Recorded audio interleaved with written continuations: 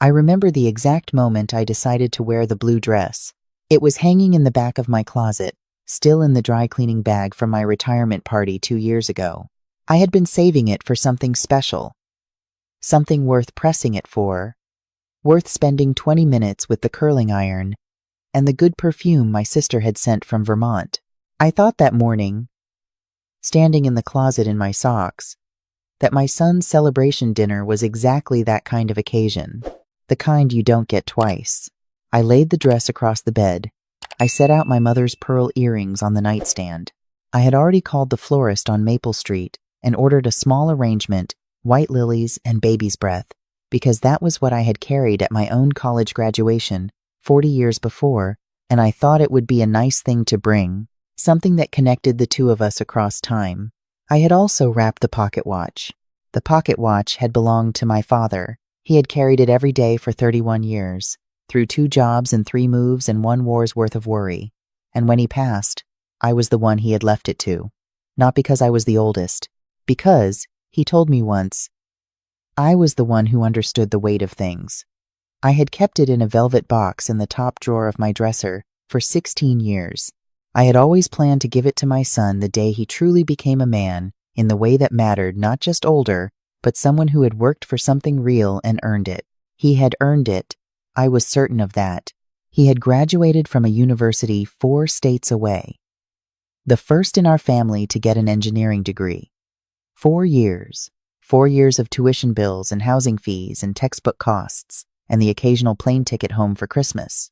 My husband and I had sat at the kitchen table every August and moved numbers from one column to another. And every year, we had made it work.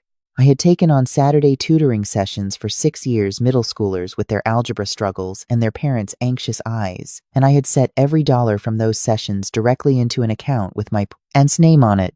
When we fell short in his junior year, I called my retirement fund and made a withdrawal I told myself I'd replace. I never fully did. I did not tell my son any of this. I didn't want him to carry it. I wanted him to study and sleep and find out who he was without the weight of our sacrifices pressing down on his shoulders. My husband agreed. That was how we had always done things, quietly, without a ledger, because love isn't supposed to come with a receipt. The celebration dinner had been planned for weeks. My son had been hired by a firm in the city. His father-in-law knew the managing partner, had put in a word, and the job had come through in April. It was a good job. A real job.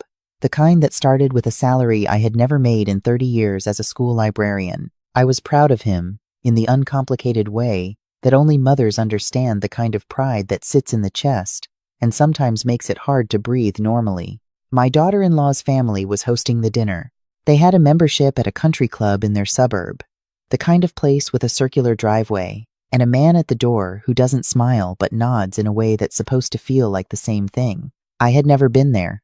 I had looked it up online after my son mentioned it, clicked through the photos of the dining room, with its dark wood paneling and white tablecloths, the outdoor terrace with the golf course behind it. I had thought, that's a beautiful place for a beautiful night. I had thought, I can't wait to sit across from my son and watch him smile. My phone rang at 11:15 that morning. I was standing in the kitchen with the blue dress still on its hanger from the door frame, ironing out the one small crease at the hem. I saw my son's name on the screen, and I answered the way I always did, the way I had answered for 26 years. He was quiet for a moment after I said hello. Then he said, "Mom, I need to talk to you about tonight." I turned the iron off. I don't know why I did that. Something in his voice made me want both hands free. He explained it carefully. His wife's family had put a great deal of effort into the dinner. They had arranged everything, the reservation, the menu, the guest list. Her parents wanted it to be intimate. Their word, he said. Intimate. Just the two of them, and their daughter and him, and a few of their close friends who had watched him grow up. It was their way of welcoming him, he said, of claiming him as one of their own. He said he hoped I would understand. He said he was sorry, but it might be better if my husband and I celebrated separately with him. Maybe next weekend. Something lower key. I stood there, holding the iron by its handle. and I did not say anything for what felt like a long time. I asked him if this was what he wanted, or what his wife's family wanted. He said it was complicated. He said her father had specifically organized the evening. He said he didn't want to make things difficult so early in the marriage. He said he knew I would understand, because I always understood. That last part was the one that stayed with me. Because I always understood. How many times had I understood, quietly, in the way that costs you something, and no one sees the bill? I understood when he spent Thanksgiving with her family the first year they were together. I understood when our family vacation money went toward their engagement party instead, because her mother wanted something grand, and my son didn't want to disappoint her. I understood when the wedding planning happened almost entirely on their side, in their city, with their vendors, and I was consulted about my dress, and not much else. I understood so many times that I had almost forgotten I was allowed to feel the other thing. I told my son that I heard him. I told him we would talk soon. I told him I loved him, because that was always true, regardless of everything else, and I hung up. I stood in the kitchen for a long time. I thought about a Saturday morning when my son was 8 years old. He had woken up before I did and gone to the little ceramic jar on the kitchen counter where I kept the grocery money, and he had taken $3 bills, walked 4 blocks to the corner store by himself, and come home with a bundle of carnations wrapped in plastic. They were slightly wilted, the pink ones, and the stems were too short. He had presented them to me at the kitchen table and told me they were for no reason, which was not true.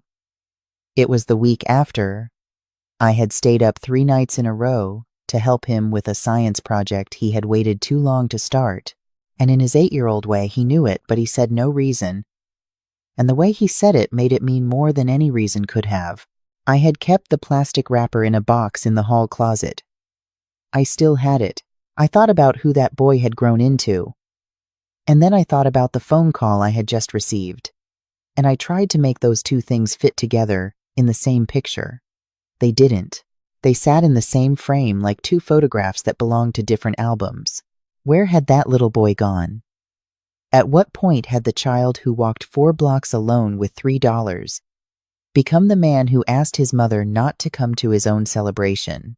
I went to the bedroom, and I put the pearl earrings back in the jewelry box. I sat on the edge of the bed for a long time, holding the velvet box with the pocket watch in both hands. My father's watch had ticked through things that mattered. I was not going to place it in hands that didn't know the weight of things. Not that day. Maybe not for a long time. I set the velvet box back in the drawer and I closed it. Then I went to my desk and I opened my laptop and I logged into the bank account. When my son had accepted the job, there had been one final arrangement my husband and I had made. His student loans were mostly paid off from our contributions over the years. But there was one remaining private loan, a smaller one he had taken out himself in his senior year when our funds had run tight. He had been making payments on it, but we had promised him that as a graduation gift, we would cover the final $4,000 to close it out entirely. I had set the transfer up 2 weeks ago, scheduled for the following Monday, the gift of a clean slate, the gift of starting his new chapter without that particular shadow. I logged in. I found the scheduled transfer. I canceled it. I did not do it in anger. I want to be clear about that. Even now, I did not sit there with my jaw tight and my hands shaking. I sat there very calmly, the way you do when you have finally stopped pretending something is something other than what it is. I canceled the transfer because I had made that promise to a son who I believed knew what love looked like when it showed up quietly at the door.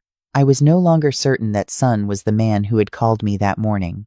I also called the florist and canceled the lilies. I put the blue dress back in the closet. That evening, my husband and I ate dinner at the kitchen table, just the 2 of us. And we talked about the garden and whether the tomatoes would do better with more sun or less. And we did not turn the television on. And I was grateful for the quiet and for the man sitting across from me who had worked just as hard as I had and deserved just as much credit for every dollar we had ever put into our son's future. After dinner, I washed the dishes, and I thought about what it cost to always be the one who understands. The first text came at 9:42. My son sent it from the restaurant, I suppose, or maybe from the parking lot afterward. It said, "Hey, just checking in. Hope you had a nice evening. Talk soon." I read it and set the phone face down on the nightstand. The second message came just after midnight. "Mom, you okay?" By the following morning, there were 7 messages and 2 voicemails. By the afternoon of the second day, my daughter-in-law had also called once, which was unusual. She and I spoke politely and warmly and rarely. I did not respond to any of them immediately. Not because I was punishing anyone. I was not interested in punishment. I was interested in something that had nothing to do with my son or his wife's family or the country club with its circular driveway. I was interested in sitting with myself long enough to understand what I actually felt underneath the years of quietly understanding, and what I was willing to do about it. What I felt was this. I had spent 26 years loving someone so completely and so unconditionally that I had somewhere along the way made myself invisible in the process.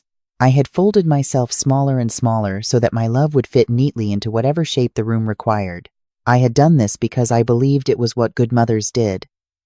I had watched my own mother do it. I had watched her make herself small at holiday tables and over the phone and in every room where her needs might inconvenience someone else's comfort.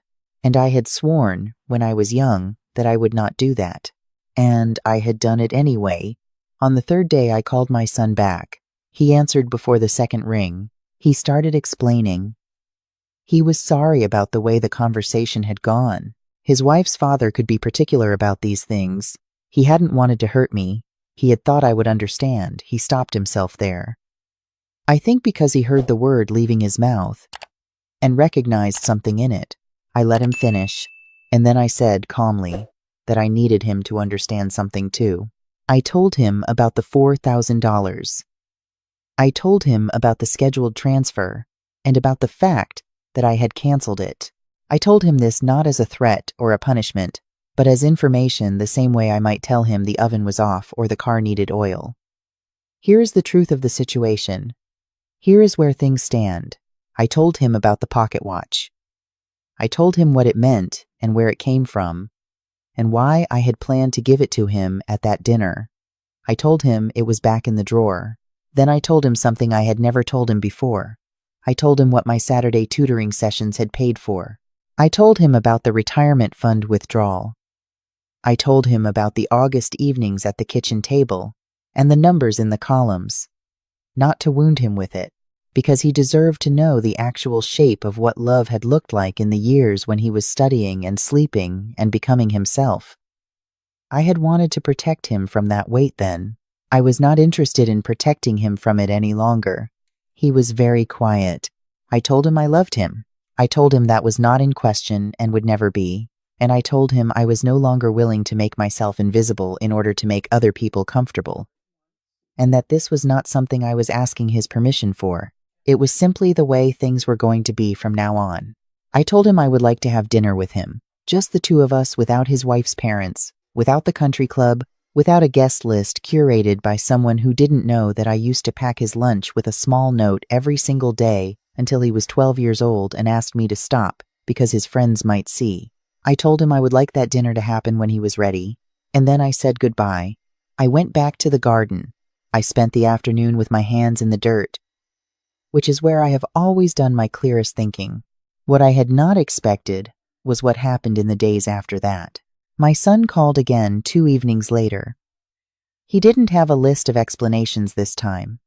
He didn't use the word complicated, or the name of his wife's father, or the phrase "I hoped you'd understand."